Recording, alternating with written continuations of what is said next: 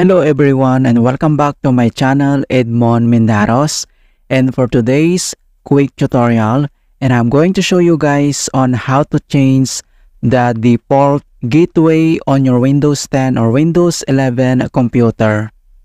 So default gateway is the path used to pass informations when the device doesn't know where the destination is. More directly, a default gateway is a router that connects your host to remote network segments. It's the exit point for all the packets in your network that have destinations outside your network. And without further ado, and let's go ahead. So all you have to do is to open up on a search menu. And dito sa search for app, so type mo lang dito yung settings. And then click mo lang dito yung open. And dito sa left side menu, and then kailangan mo lang i-select dito yung network and internet. So i-click mo lang yan. And dito sa network and internet, so select your current network type. Okay, so kahit anong network connection type mo dito ay kailangan mo lang i-select. Alright, so ito yung gamit natin na Wi-Fi. So click mo lang yan. And next step ay kailangan mo lang i-select dito yung hardware and properties. So click mo lang yan. And dito sa hardware and properties, so beside IP assignment mga kaibigan, dito lang sa right side ay kailangan mo lang i-click dito yung edit. So click mo lang yan.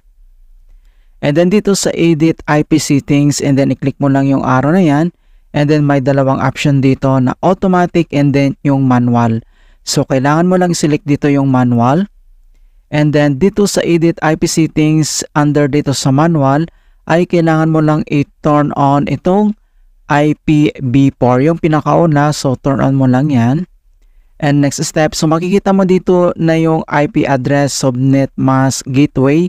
And then pwede ka nang mag-customize dito or mag-modify. Okay, so pwede ka nang mag-fill out dito. So pwede mo na siyang lagyan.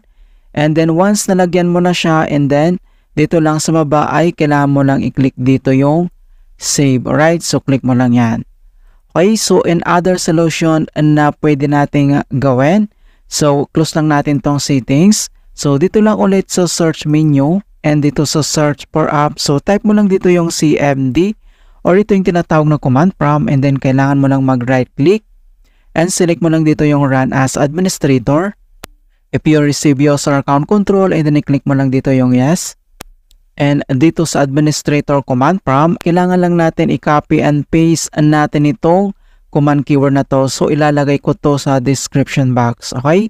So copy lang natin yan. And then next step, ay dito lang sa task, kailangan mo lang mag right click and select mo lang dito yung edit. And then i-click mo lang dito yung paste, or pwede mong gamitin yung control plus B. So click mo lang yan. And then press mo lang yung enter. Ayan. Okay? So once na enter mo na siya, and then dito ay kailangan mo lang i-type yung command keyword na exit. Alright? So once na nilagay mo na yung exit dyan, and then close mo lang, and then dito lang sa start menu, and then kailangan mo lang mag-restart. Okay? Click mo lang to. Alright? So ganoon lang po kasimple on how to change or set the default gateway in Windows 10 or Windows 11. And please don't forget to like this video and subscribe to my channel for more quality content. Thank you guys, and see you in my next tutorial.